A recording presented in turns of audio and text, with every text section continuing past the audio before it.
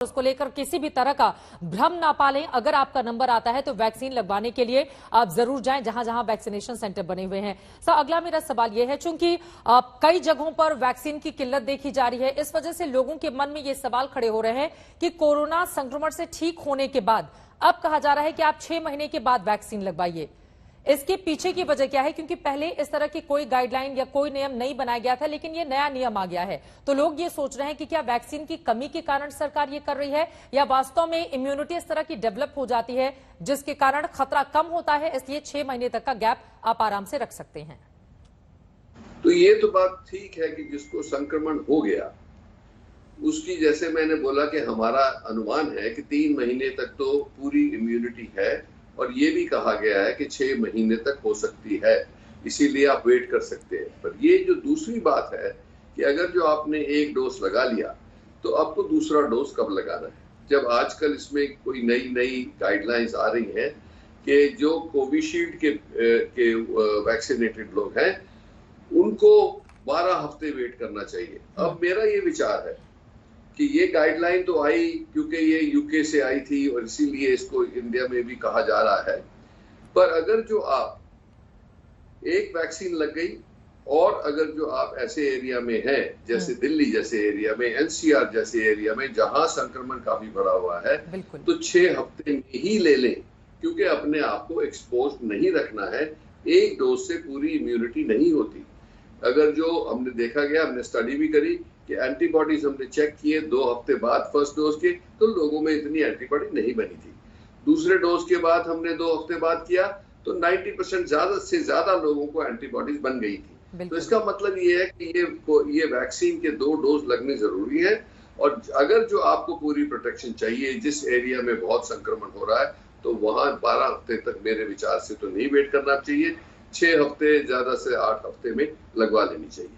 ठीक है सर, इसी से जुड़ा हुआ मेरा अगला सवाल है, क्योंकि बहुत सारे ऐसे लोग, हम सब ने देखा कि कैसे 4 लाख से ज्यादा आंकड़े लगातार क्रॉस होते हुए चले गए और हजारों लोगों की मौत के आंकड़े भी सभी को बेचैन कर रहे थे।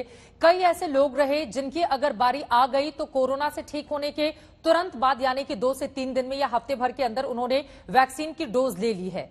तो ऐसे लोगों के लिए क्या खतरा है या वो सुरक्षित हैं? ऐसे लोगों के लिए आप क्या समझाना चाहेंगे? कोई नोन खतरा नहीं है। हाँ, ये देखा गया हमने कि जिन्होंने तुरंत लगवाया है हफ्ते 2 हफ्ते के बीच में कोविड होने के बाद, उनकी एंटीबॉडीज बहुत हाई चली गई। अब ये किसी को नहीं पता, कोई हमने अभी तक नोटिस नहीं किया कि किसी की जो एंटीबॉडीज है 1000, 1500, 2000 तक पहुंच गई है कि उसको कोई तकलीफ हुई है, ये हमने नहीं देखा है अभी तक।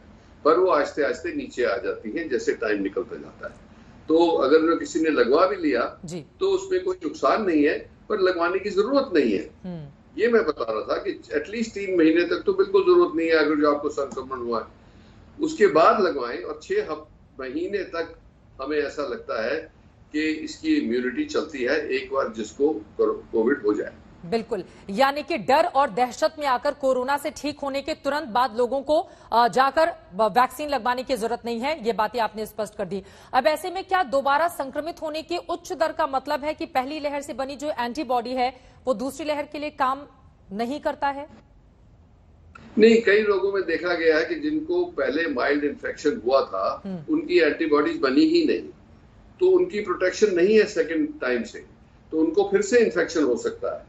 तो इसका एक निचोड़ यही निकलता है कि आपको अपने आप को प्रोटेक्ट करना है, चाहे वैक्सीन लगी कि नहीं लगी।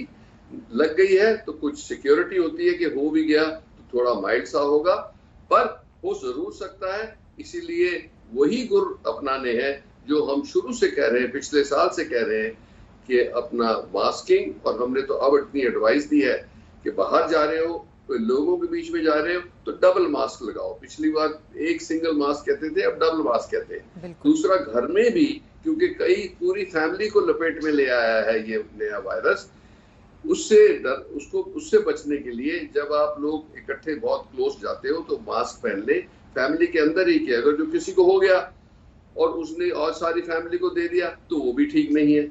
इसीलिए हम कहते हैं जैसे ही आपको गले में खराश हो, जुकाम हो, खांसी हो, बुखार हो, तो अपने आप को आइसोलेट कर ले। जब तक आरटीपीसीआर ना हो जब तक वो नेगेटिव ना निकले, यही सोचे कि आपको संक्रमण हुआ है। आपने कोरोना के नए रूप का जिक्र यहां पर किया है, तो अगर ऐसी बात है, फिर वैक्सीन दूसरी लहर के वेरिएंट के खिलाफ कैसे काम कर रही है?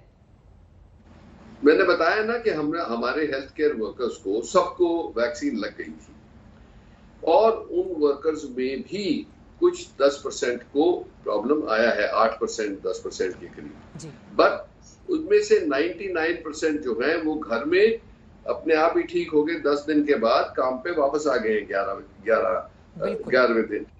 बट सिर्फ 3-4 लोगों को हॉस्पिटलाइजेशन की 4-5 दिन की जरूरत पड़ी। इसीलिए ये जाहिर हो गया कि जिसको वैक्सीन लगी है उसको अगर जो फिर से होता भी है तो वो इतना बुरा नहीं होगा, वो जल्दी रिकवर कर जाएगा। और इसी वजह से लोगों को डरने की जरूरत नहीं है। जैसा कि डॉक्टर नरेश त्रेहन ने भी जिक्र किया कि 90% ऐसे लोग हैं जो घर में ही अगर डॉक्टर की सलाह से, परामर्श से दवाइयां लेते हैं तो वो पूरी तरह से ठीक हो सकते हैं। अब मेरा अगला सवाल, चूंकि हमने देखा है कि लोगों के जेहन में बहुत सारी भ्रम की स्थिति भी बन रही है, ऐसे में क्या वैक्सीन पुरुषों और महिलाओं की प्रजनन दर को भी प्रभावित करती है? कई लोग इस तरह की भी बातें आपस में करते हुए नजर आ रहे हैं। सर नहीं, ये वहम जिसने भी फैलाया वो गलत फैलाया। इसमें कुछ पॉलिटिकल बातें भी थी। ये बिल्कुल गलत है। कोई ऐसा नहीं मिला है जिसको ऐसी तकलीफ हुई हो वैक्सीन लगवा के। सारी दुनिया में नहीं मिला है, तो ये तो हिंदुस्तान में भी नहीं मिला और दुनिया में नहीं मिला, तो इसलिए बहुत सेफ है। उस हिसाब से वैक्सीन सेफ है और इफेक्टिव भी है। और जो हेजिटेंसी लोगों में थी, हिचकिचाहट थी, उसको दूर कर देना चाहिए। जैसे आपको वैक्सीन उपलब्ध होती है, जैसे आपकी टर्न आती है, उसमें आपको जाके लगवाना चाहिए।